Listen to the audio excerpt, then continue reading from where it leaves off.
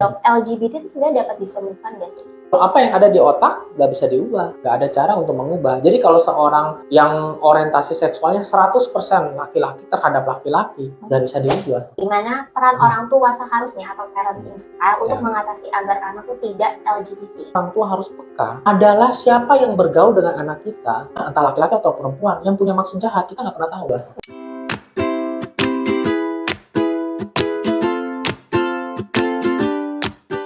Hai Sobat Jiwaku, di podcast kali ini kita akan ngebahas topik yang lumayan hangat dan in the 21st century topik ini diperbincangkan di seluruh dunia dan perlu juga diperhatikan mengenai LGBT bersama Dr. Lucky Tiehunan SPKJ. Halo dok, bagaimana kabarnya? Baik. Baik ya dok, tapi sebelum kita masuk ke topik pembahasan, izinkan saya untuk membaca CV dari Dr. Lucky terlebih dahulu ya. Dr. Lucky merupakan lulusan Universitas Indonesia tahun 2011 dan kemudian setelah lulus dari pendidikan spesialis kedokteran jiwa, Dr. Lucky sempat bekerja di Eka Hospital Pekanbaru selama 5 tahun, kemudian pindah ke Jakarta dan saat ini praktek di Rumah Sakit Mitra Kemayoran, Rumah Sakit St. Carolus, dan Klinik Sejiwaku. Selain menjadi psikiater, beliau juga pernah menjadi ketua tim VCT HIV/AIDS di Eka Hospital Pekanbaru, serta aktif dalam memberikan berbagai pelatihan untuk dokter dan awam, serta pelatihan HIV/AIDS maupun pelatihan konseling dan komunikasi di berbagai rumah sakit. Beliau juga seringkali menjadi pembicara di berbagai perusahaan besar dan ternama, serta aktif dalam memberikan seminar kesehatan jiwa di stasiun TV dan radio nasional. Nah, itu dia biografi singkat dari Dr. Lucky yang nggak perlu lagi diragukan ya Sobat Jiwaku. Oke dok, let's go to the topic. Dok, seiring perkembangannya zaman dan tentu saja media sosial juga berkembang sangat cepat ya dok. Dan kayaknya nih semua orang pasti punya medsos, at least satu medsos ya dok. Karena kan medsos juga menjadi wadah orang-orang untuk memberikan aspirasi-aspirasinya, opini-opininya, termasuk influencer-influencer yang sekarang ini menyuarakan mengenai LGBT. Entah dia pro-LGBT atau dia menyuarakan kalau dirinya tuh LGBT dan it's okay gitu dok. Nah, di podcast kali ini kita mau ngebahas lebih dalam lagi mengenai LGBT. Sebenarnya dok, LGBT itu apa sih? Tapi saya mau tahu dari kacamata kedokteran jiwa. Ya. Seperti itu dok. Biasanya dengan itu kan singkatan ya. Jadi L, lesbian, dan G, gay, I, bisexual, dan I, transgender, serta I, queer. Nah, itu sebenarnya istilah aja. Dan semua itu di zaman sekarang ini, kenapa sampai populer? Karena sebenarnya zaman ini orang yang memiliki perbedaan gitu yang berkaitan sama gender tadi itu mulai bersuara, mulai menampilkan diri, mulai merasa tidak mau lagi diperlakukan diskriminatif. Kalau zaman dulu kan mereka malu, ya, mereka menutup diri gitu. Nah, sekarang ini mereka mulai menyuarakan diri. Itu sebenarnya sekarang kita mulai hanya mendengar. Cuma sayangnya banyak yang belum paham dan bahkan masih berpikiran negatif tentang hal-hal itu. Padahal sebenarnya mereka sudah hidup lama di antara kita. Cuma sekarang karena memunculkan diri, jadi semuanya berpikir kok makin banyak, padahal bukan makin banyak. Sama sebenarnya kayak dulu ya, tidak tambah banyak sebenarnya. Cuma makin banyak yang mau menampilkan dirinya, gitu aja. Karena medsos juga makin berkembang, tentu saja banyak juga yang mulai menyuarakan tentang LGBTQ++ ya dok. Sekarang ada juga LGBTQIA ya dok ya. Banyak. Tapi dok, sebenarnya apakah anak yang baru lahir tuh bisa langsung LGBT dok? Karena kan juga sekarang bilang bahwa mereka terlahir demikian, atau yang sebenarnya fisiknya nih kita melihatnya laki-laki, tapi sebenarnya di dalam dirinya tuh dia ngerasa saya sebenarnya perempuan tapi terperangkap di fisik laki-laki gitu dok. Jadi tergantung dari istilahnya tadi ya. Jadi misalnya kayak lesbian. Nah, kita bahas satu-satu ya. Jadi kayak lesbian itu berarti dia itu merasa diri perempuan, tapi dia menyukai sama perempuan. Kalau gay, dia merasa dirinya laki-laki dan menyukai laki-laki juga. Kalau bisexual, bisa dia merasa diri perempuan atau laki-laki dan menyukai bisa perempuan dan laki-laki. Kalau transgender, nah ini yang unik, ini yang seperti tadi ya. Jadi dia itu merasa dirinya baik misalnya perempuan, tapi dia tubuhnya adalah tubuh seorang laki-laki. Jadi merasa perempuan. Jadi kalau ditanya seksnya laki-laki tapi gendernya perempuan. Karena dia merasa dirinya perempuan. Dia merasa jiwanya adalah jiwa perempuan terperangkap pada tubuh yang salah, yaitu laki-laki. Otomatis karena jiwanya perempuan, dia menyukai laki-laki. Tapi kalau orang melihat kan seperti dia laki-laki, menyukai laki-laki. Jadi memang istilahnya dia jadi transgender, bukan homoseksual. Kalau homoseksual itu kan laki-laki atau gay ya, menyukai laki-laki. Kalau dia perempuan, karena dia merasa dia perempuan yang menyukai laki-laki, kan normal sebenarnya, jadi normal. Jadi tidak normalnya karena hanya secara seksualnya dia laki-laki. Itu aja. Nah, itu yang paling banyak. Meskipun ada beberapa yang lebih sedikit, yaitu dia seksnya perempuan tapi dia merasa laki-laki dan menyukai perempuan. Tapi itu lebih sedikit. Yang paling banyak ya kita tahu ya, adalah yang transgender dari secara tubuhnya laki-laki tapi jiwanya perempuan, dan dia merasa perempuan, berperilaku seperti perempuan karena dia memang merasa dia adalah perempuan. Otomatis dia menyukainya laki-laki. Jadi normal sebenarnya kalau kita lihat dari jiwanya. Interesting dok, tadi kan dokter bilang ada bedanya berarti ya antara gender atau jenis kelamin sama seks. Itu berarti bedanya ya dok. Kayak gimana sih bedanya dok? Itu punya istilah untuk membedakan aja antara seks itu ya secara biologi, secara kromosom, DNA udah ditentukan XY atau XX. Sedangkan gender itu lebih ke menentukan dia gendernya perempuan atau laki-laki. Jadi bisa jadi dia adalah seks laki-laki tapi gender dia perempuan. Kan begitu. Karena di Google juga sekarang banyak prefer not to say ke gender kan ya dok. Oke. Kemudian dok, LGBT itu sebenarnya termasuk gangguan kejiwaan atau bukan sih? Nah, jadi zaman dulu itu dianggap gangguan karena rata-rata mereka yang memiliki seperti itu tuh menjadi terganggu karena kan mereka seperti diskriminasi, ditolak. Jadi mereka biasa datang dengan depresi dan lain-lain. Nah, makin ke sini banyak yang udah nggak merasa ada gangguan sehingga di dalam kriteria diagnosis sudah dihapuskan. Jadi tidak dianggap lagi sebagai gangguan, cuma dianggap sebagai orientasi seks yang berbeda. Jadi bukan gangguan lagi. Bukan gangguan. Jadi orientasi seksnya yang berbeda gitu. Dok, sekarang ini kan juga banyak banget ya, rame banget di medsos-medsos apalagi Twitter tuh mengenai toilet gender neutral. Jadi di sekolah-sekolah nih sekarang udah mulai disuarakan ada laki-laki, ada perempuan, sama ada itu gender neutral. Menurut dokter nih, perlu nggak sih hal tersebut dilakukan, khususnya di Indonesia ya? Jadi begini, sebenarnya ya, kenapa sih orang bikin gendernya berbeda, toilet itu dipisahin? Karena ada kasus pelecehan. Sebenarnya coba ya, dunia ini kalau tidak ada kasus pelecehan seksual, ngapain kita bedakan toilet? Iya kan? Karena banyak laki-laki yang suka melecehkan perempuan.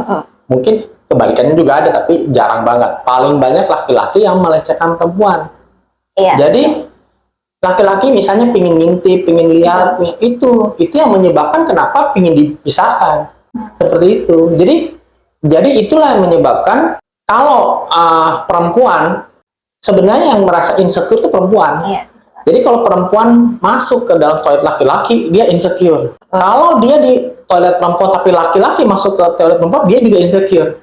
Jadi masalah itu di perempuan yang pingin dibedakan itu. Jadi bukan ke masalahnya di laki-laki. Paham nggak? Nah, tapi kalau kita bicara tentang yang transgender ini menurut saya agak kasihan. Karena kalau dia adalah seorang laki-laki, tubuh laki-laki, kan kita bisa lihat dia laki-laki, tapi dia jauh perempuan. Nah, dia pilih masuk ke yang mana? Perempuan. Kalau dia masuk ke perempuan, bisa nggak kaum perempuan menerima? Apalagi kalau fisiknya laki-laki kayaknya. Dia fisiknya laki-laki, dia berdandan akan secara perempuan. Tapi dia kalau masuk ke toilet perempuan bisa terima nggak? Perempuan curiga nggak? Ini yang menjadi masalah. Kalau dia murni transgender, harusnya dia tidak ada perasaan apa-apa terhadap perempuan. Tapi kan yang kita khawatirkan nyamar. Dia laki-laki, dia pura-pura sebagai transgender, padahal sebenarnya dia ingin mencari kesempatan. Nah, kan jadi susah juga. Itulah sebabnya banyak penipuan, banyak pelecehan. Itu yang bikin kita semuanya saling curiga dan akhirnya menjadi merasa tidak nyaman. Makanya sampai kapanpun juga selalu akan terjadi pemisahan antara laki-laki dan perempuan dalam hal ini. Kecuali nanti suatu ketika semuanya sudah tidak ada lagi pelecehan, tidak ada lagi itu semuanya saling percaya, ya mungkin unisex aja. Unisex. Unisex artinya mau laki-laki perempuan masuk, oke gitu. Kan contohnya di rumah kita. Iya. Emang di rumah kita dibedain laki-laki perempuan? Enggak. Kenapa? Karena di rumah keluarga saling percaya. Itu aja sih sebenarnya. Jadi kalau kita mau bicara tentang toilet unisex, sebenarnya masalahnya kan intinya bukan di situ. Masalah intinya adalah bisa percaya nggak? Misalnya nih, toilet unisex. Lalu kemudian yang masuk adalah misalnya laki-laki masuk ke toilet yang unisex itu. Lalu kemudian dia melakukan memasang CCTV atau apa. Nah kan itu sama aja kan. Jadi masalahnya percaya atau tidak percaya. Iya sih. Mbak, tidak pernah ditemukan CCTV di laki-laki, tapi ditemukan di perempuan. Nah gitu. Jadi soalnya makanya, banyak juga dok kan. Kenapa dibikin gender neutral sih? Soalnya bukannya makin tinggi ya pelecehan seksualnya, karena itu dok yang tadi pasti ada. Jadi ini masalahnya bukan itu sebenarnya. Masalah kepercayaan. Percaya atau enggak gitu. Dan selamanya akan susah ya. Malah dunia makin gila sebenarnya, makin nggak percaya sebenarnya. Mungkin 100 tahun yang lalu masih 100 tahun yang lalu nggak ada tuh perbedaan gender gitu. Sekarang makin parah. Ya laki-laki juga makin berkembang, otaknya makin banyak juga kan sekarang ada yang revenge porn kayak gitu-gitu kan juga lebih banyak, jadi otaknya juga makin parah gitu ya buat melakukan pelecehan seksual ya dok. Dan kalau laki-laki misalnya ya masang di laki-laki, banyak laki-laki juga cuek, laki-laki nggak terlalu peduli. Laki-laki banyak yang tidak peduli organ seksualnya dipertontonkan, tapi perempuan peduli, sangat malu. Laki-laki nggak gitu malu. Iya enggak? Iya. Itulah sebabnya, makanya itulah perbedaan antara dunia laki-laki dan perempuan itu seperti itu. Walaupun yang revenge porn dok, yang laki-lakinya sendiri itu, yang mantannya sendiri itu, dia yang nyebarin itu, padahal mohon maaf itunya pasti kelihatan ya dok. Kayak gitu berarti dia juga tidak malu berarti ya dok. Jadi laki-laki yang nggak terlalu peduli, kurang peduli ya, nggak begitu merasa malu gitu hal itu dibanding perempuan. Tapi dok, di sekarang kan karena LGBT juga makin disuarakan ya dok, banyak juga nih kartun-kartun yang mulai menyuarakan tentang LGBT di YouTube juga, atau di yang platform-platform besar kayak YouTube, Pixar, Disney pun juga ada ya di film animasi-animasi. Bahkan ada yang bilang sampai mau buat klinik khusus anak untuk mendukung operasi transgender di anak-anak, walaupun di media-media besar juga di Amerika ya khususnya masih menyanggah gitu dok. Sebenarnya dok, perlu nggak sih edukasi tentang LGBT ke anak-anak? Nah ini yang sebenarnya banyak, justru kesalahpahaman paling banyak terjadi di sini. Karena sebenarnya masalah LGBT itu ada dua pengaruh. Mungkin kita tahu ya bahwa ada pengaruh faktor biologi sama ada pengaruh faktor lingkungan. Iya kan? Tapi begini deh, coba kita pikirkan. Nanti saya akan jelasin faktor biologisnya. Tapi coba pikirkan. Orang-orang dengan transgender yang lahir dengan laki-laki, tapi dia jiwanya perempuan, kurang apa lagi dibesarkan secara laki-laki? Tidak. Pasti keluarganya akan membesarkan dia secara laki-laki, tapi tetap jadi perempuan tuh. Artinya bukan pengaruh faktor pola asuh, bukan. Karena banyak yang salah di situ. Jadi faktor lingkungan atau pola asuh yang menyebabkan seseorang itu menjadi gay atau menjadi lesbian itu bukan seperti yang kita pikirkan. Bukan seperti itu. Tapi ada, tapi bukan seperti yang kita pikirkan. Salah. Nanti saya akan coba jelasin. Nah, saya akan jelasin ya. Pertama saya jelasin tentang biologisnya dulu. Kenapa sampai seorang bisa jadi gay, bisa jadi transgender atau bisa jadi lesbian? Jadi begini. Mengapa seseorang menjadi gay? Sebenarnya gay ini yang paling populer dibanding lesbian. Sebenarnya gay yang lebih menonjol, lebih dipedulikan. Kalau lesbian tuh kurang. Jadi mungkin kita akan fokus pada gay. Kok bisa ya seorang yang laki-laki kok menyukai laki-laki? Itu kan sesuatu yang menarik banget, ya kan? Itu makanya sebagian besar orang yang heteroseksual merasa ini nggak masuk akal. Ada sesuatu yang salah nih dalam otaknya. Yang terjadi adalah manusia itu lahir dari sel telur. Sperma itu hanya memberikan gen dari laki-laki. Jadi manusia itu lahir dari sel telur, dan sel telur itu adalah perempuan. Terus sperma masuk, sperma itu memberikan informasi genetik. Entah informasi genetik akan membuat dari laki-laki atau perempuan. Nah, 11 hari pertama belum terjadi perubahan jenis kelamin. Jadi dia masih sel telurnya masih jatuh, kemudian dia akan membelah. Nah, setelah 11 hari baru pembelahan itu akan menentukan sel telur ini akan jadi laki-laki atau perempuan. Nah, sekarang karena kita mau bahas gay nih, berarti dia mau jadi laki-laki. Untuk menjadi laki-laki, berarti sel telur ini harus berombak. Karena sel telur itu sebenarnya dari perempuan, tapi dia harus merombak semuanya menjadi laki-laki. Jadi banyak yang harus dirombak. Beda dengan kalau dia perempuan, nggak terlalu banyak dirombaknya karena sel telur umumnya membawa ciri perempuan. Tapi ketika dia harus membawa ciri laki-laki, perombakannya lebih besar. Nah, salah satu yang perombakan yang spesifik itu adalah perombakan seksual. Jadi di otaknya itu harus diubah menjadi sel telurnya harus diubah menjadi sel telur berotak laki-laki karena dia akan menjadi laki-laki. Iya, seperti itu. Nah, ketika diubah menjadi sel laki-laki ini dia memerlukan namanya testosteron atau androgen dari ibunya. Padahal kita tahu perempuan itu produksinya sedikit. Iya. Tapi sebenarnya sedikit pun udah cukup sebenarnya. Nah, tapi apa yang terjadi ketika fase ini gagal? Bisa terjadi kegagalan.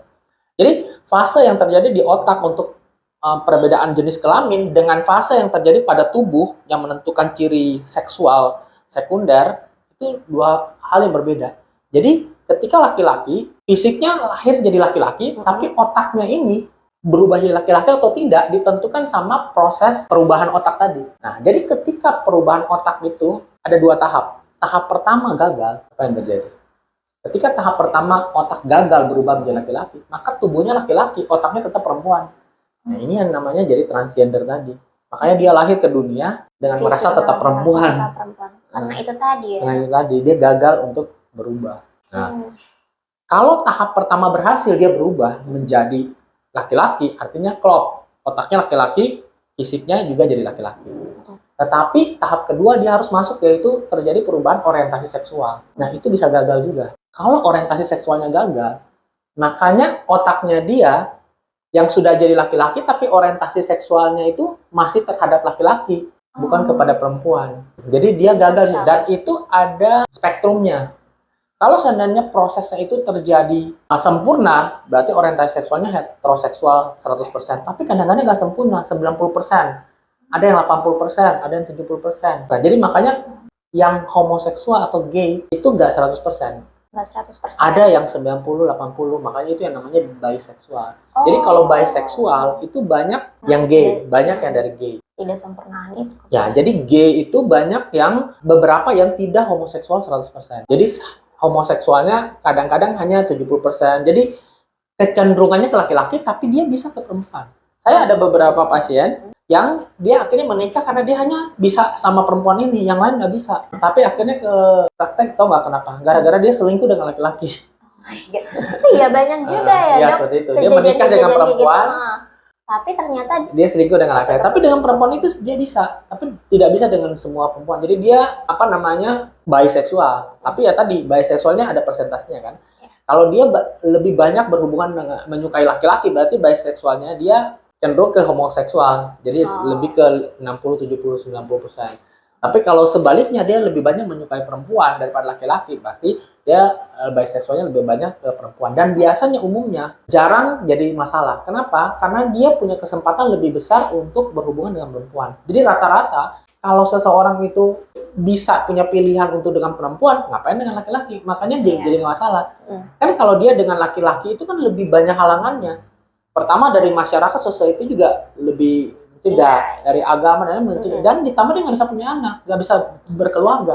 Makanya ketika seseorang itu benar-benar tidak bisa menikah dengan perempuan, berarti memang dia mungkin hanya 10% atau bahkan 100% dia dengan laki-laki. Tapi kalau dia lebih banyak dengan perempuan, jadi misalnya homoseksualnya di bawah 50%, jadi heteroseksualnya 50% ke atas, kemungkinan dia akan memilih dengan perempuan dong daripada dengan laki-laki. Makanya rata-rata yang kita temukan pada biseksual itu yang homoseksualnya di atas 50%, bukan yang di bawah. Karena yang di bawah dia akan jadi dia lebih berhubungan dengan perempuan, sehingga nggak akan kelihatan. Gitu. Tapi itu kan berarti dari lahir ada faktornya. Nah, itu yang saya jelasin tentang faktor biologis. Nah, sekarang faktor psikologi atau faktor lingkungan. Faktor lingkungan itu sebenarnya bekerja dari dopamin. Dopamin itu adalah zat kimia atau neurotransmitter, zat kimia di otak yang mengatur kenikmatan. Jadi kenikmatan kita semua punya. Misalnya contohnya kenapa orang Indonesia misalnya bisa menikmati makan sambal terasi, ya kan? Bisa menikmati makan jengkol, makan pete, makan durian. Betul. Karena ada gen kenikmatan yang diturunkan. Oh gitu. Ya. Jadi kalau orang tua kita suka makan itu, ya kemungkinan kita juga bisa suka, lebih mudah suka. Tapi harus terpapar dulu. Jadi kalau terpapar kemudian enak dan lain-lain, ya kita jadi suka terus. Nah, Kalau dikasih keju, belum tentu kita suka kalau kita belum pernah terpapar atau kita punya nenek moyang nggak pernah makan keju. Lebih susah untuk menikmati keju. Betul. Tapi kalau di Eropa lebih suka menyukai keju dibanding makan yang Iya. lain-lain. Kita bisa lihat bahwa kenikmatan itu diturunkan. Nah, dan kenapa homoseksual yang berkaitan sama biseksual tadi bisa diturunkan secara lingkungan? Faktor lingkungan. Karena ada kenikmatan di sana. Dan ini sering terjadi pada apa? Kasus-kasus apa? Dari dulu sudah ada, tapi yang paling banyak itu di penjara. Karena bayangkan kalau di penjara itu orang berpraktek homoseksual di penjara karena ingin melampiaskan seksualnya, gairah seksualnya, dan dia menikmati, ya kan? Iya, betul. Dia menikmati hubungan seksual dengan sesama laki-laki, dan ketika dia bebas dari penjara, dia pulang ke rumah, misalnya dia punya istri, ya dia bisa kembali dengan heteroseksual. Tetapi kenikmatan itu ada di otaknya, dan kalau dia melahirkan punya anak itu bisa mudah menyukai laki-laki, bukan menyukai, bisa menikmati hubungan dengan sesama laki-laki dibanding yang nggak pernah punya sama sekali. Ngerti nggak? Nah, masuknya tuh di situ.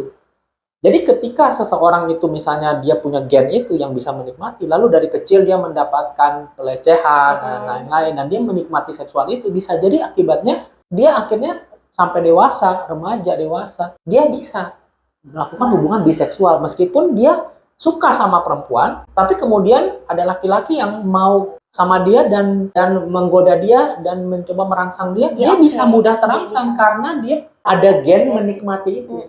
Tapi kalau dia punya pilihan, dia bisa memilih ke perempuan. Tapi kalau entah bagaimana dalam lingkungan lebih banyak mendukung dia untuk ke laki-laki, dia akan jadi sama laki-laki. Tapi untuk orang-orang seperti itu, sebenarnya masih bisa punya pilihan kan? Iya, masih bisa menikah dengan perempuan. Iya. Oke dok, gimana peran orang tua seharusnya atau parenting style untuk mengatasi agar anak tuh tidak LGBT? Gitu? Ya. Jadi sebenarnya orang tua tuh harus peka dan tidak berlebihan juga. Misalnya gini ya, tadi saya udah sebutkan bahwa kalau seseorang itu misalnya dia transgender, mau di pola asuh dia laki-laki pun nggak akan mempan, nggak akan banyak pengaruh. Begitu juga sebaliknya kalau dia normal, mau kamu misalnya saya laki-laki, lalu saya entah karena orang tua saya ingin anak perempuan, memperlakukan saya untuk perempuan, saya juga nggak akan jadi perempuan. Jadi itu terlalu berlebihan sebenarnya, rasa takut itu terlalu berlebihan. Jadi banyak orang yang berpikir itu mempengaruhi, sebenarnya enggak. Yang tadi saya bilang, mempengaruhi itu lebih ke kenikmatannya. Jadi yang sekarang orang tua harus peka adalah siapa yang bergaul dengan anak kita, entah laki-laki atau perempuan, yang punya maksud jahat, kita nggak pernah tahu.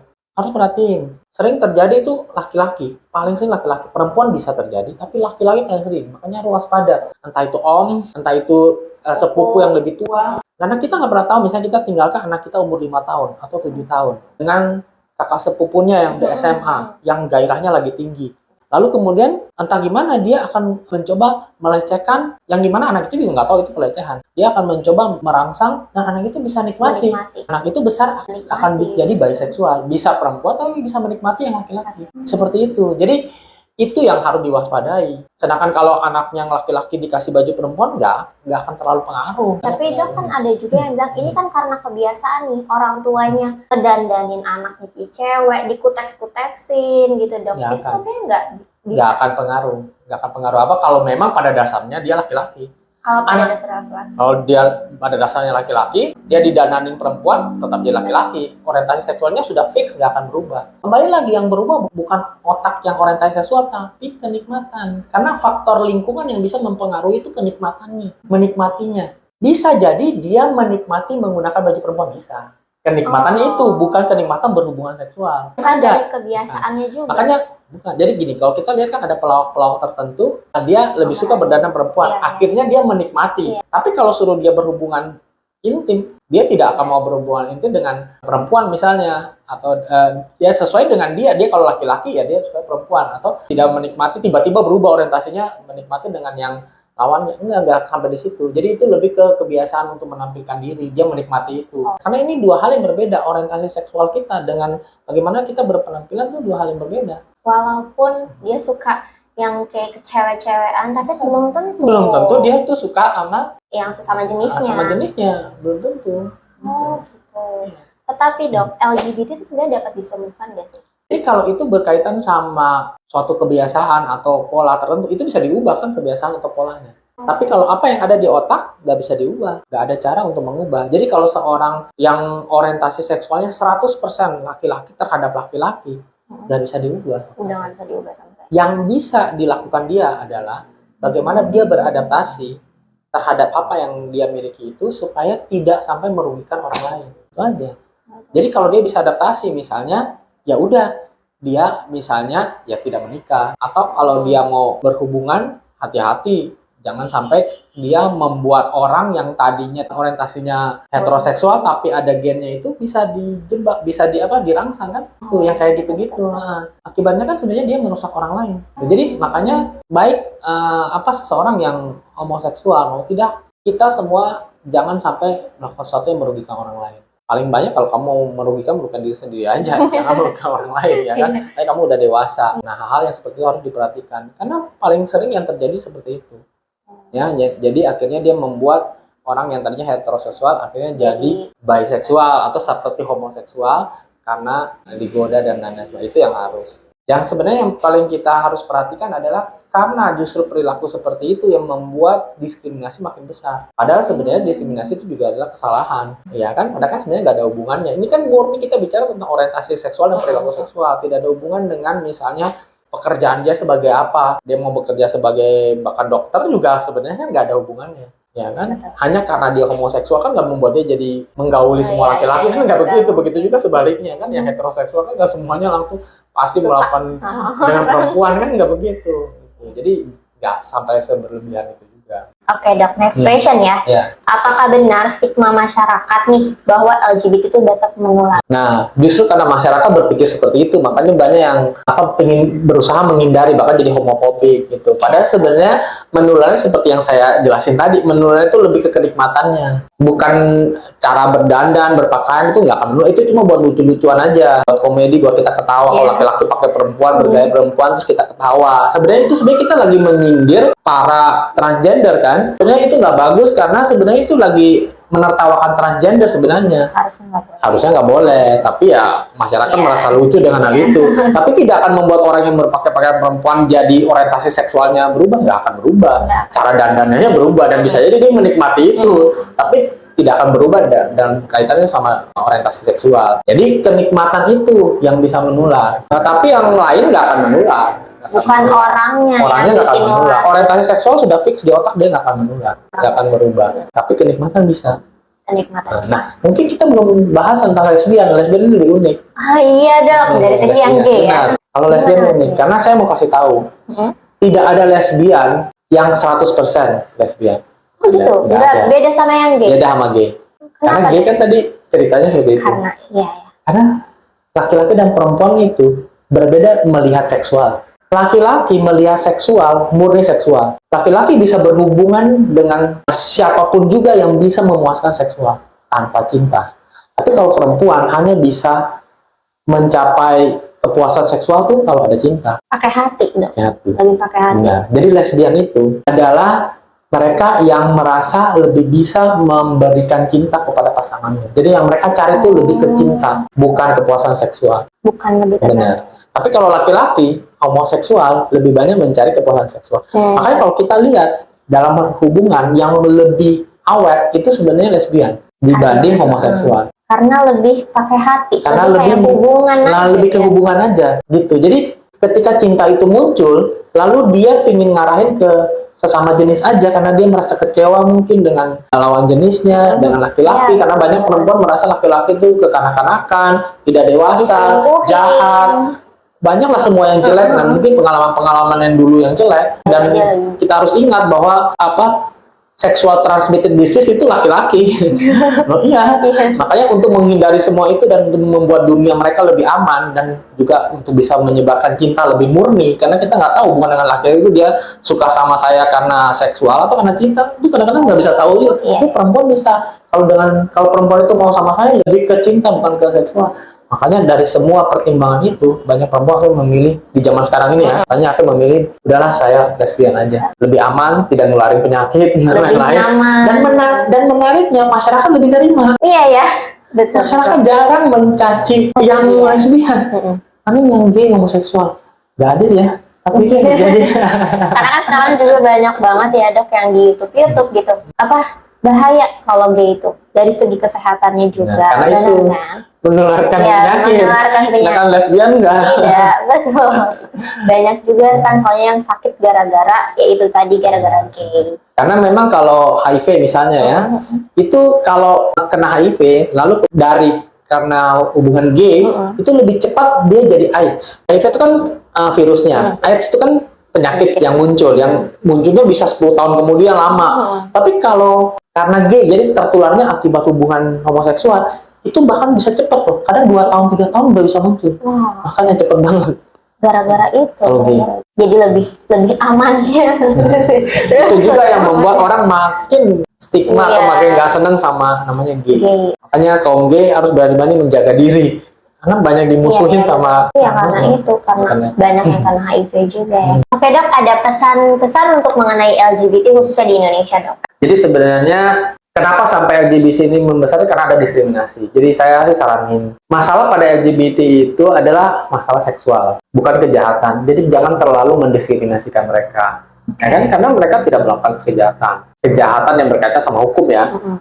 Itu. Nah, serahkan pesan kepada para kaum LGBT. Ingat bahwa apa yang kalian lakukan itu bisa mempengaruhi orang lain juga. Yang tadinya tidak ada LGBT, misalnya tadi saya bilang tentang kenikmatan, ya ada, akhirnya bisa terpengaruh. Jadi benar-benar kalian harus yakin bahwa kalian ingin berhubungan seksual dengan sesama kalian. Jangan sampai orang yang tidak ada kaitannya akhirnya jadi terpengaruh, ya kan? Karena itu kan sebenarnya justru akan membuat orang makin marah terhadap kaum LGBT seakan-akan memberikan suatu pengaruh yang negatif.